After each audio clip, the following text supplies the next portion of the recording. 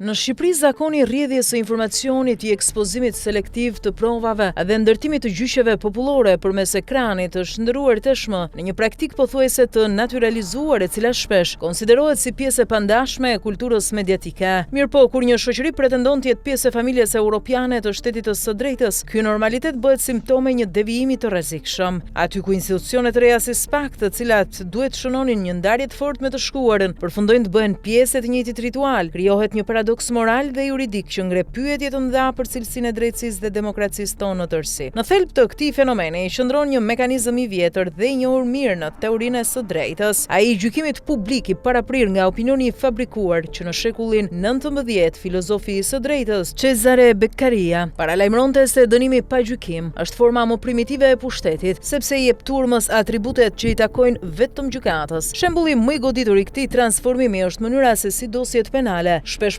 përfundojnë në studio televizive dhe gazeta më shpejt se në sallat e gjyqit, duke krijuar një realitet paralel ku mediat ndërtojnë narrativën e fajit dhe të pafajësisë para se të flasë gjykata. Kushtetuta e Shqipërisë është e qartë në nenet themelore ai prazumimit të pafajësisë si një gur themeli i shtetit të së drejtës. Specifikisht nenit 31 dhe 42 përcaktojnë qartësisht se askush nuk mund të konsiderohet fajtor pa një vendim të formës së prerë dhe se e drejta për gjykim të drejtë është e pacënueshme. Ndërkohë, rrjedha e dosjeve që në vetvete është një akt i paligjshëm, krijon një gjendje ku opinioni publik manipulohet, gjykata vjet nën presion, ndërsa individi, qoftë ai i botës së krimit apo politikës, humb mundësinë për të mbrojtur veten në një proces të barabartë. Ka një ndryshim të dukshëm midis mënyrës se si trajtohen figurat e botës së krimit dhe personazhet politik. Në rastin e të parëve, media ndjek logjikën e spektaklit, duke shfrytzuar kurreshtjen publike dhe duke riprodhuar modelin e krimit si skenografi intrigash dhe misteri, ndërsa kur bëhet fjalë për figurat politike, nxitimi për të shkatruar reputacionin para gjykimit synon të prodhojë efekt politik, duke i dhënë publikut një lloj dënimi simbolik që shpesh është më i fortë se vendimi gjyqësor vet. Sociologu gjerman Niklas Luhmann do ta quante këtë procedurë të vërtetësisë fabrikuar, ku sistemi mediatik krijon realitete të reja që i paraprin të vërtetës juridike. Kjo ndërthurje e institucioneve dhe mediave krijon atë që filozofi amerikan i së drejtës Ronald Dworkin e quante shteti i cinizmit, ku rregullat ekzistojnë më shumë për të cituar se sa për të zbatuar, ndërsa drejtësia varet jo nga procedura, por nga interpretimi që i jep masa. Kjo lloj drejtësie është thellësisht model alla shqiptar, pasi modeli europian që synonte reforma në drejtësi bazohet te institucionet e pavarura që mbrojnë të drejtat individuale, jo që i sakrifikojnë ato për konsum publik. SPAK në këtë panoram gjendet në një pozicion të ndërlikuar, nga njëra anë mbart pritshmëritë e larta të publikut për të luftuar korrupsionin dhe krimin, por nga ana tjetër duhet të ruajë integritetin procedural dhe etik që e dallon drejtësinë nga spektakli. Përplasja mes pritshmërive dhe detyrimeve ligjore është bërë terren i rrëshqitshëm ku çdo rrjedhje dosjesh i qëllimshëm për të stimuluar komente publike në media për figura politike dhe të botës së krimit, bën hapa pas në ndërtimin e një drejtësie moderne.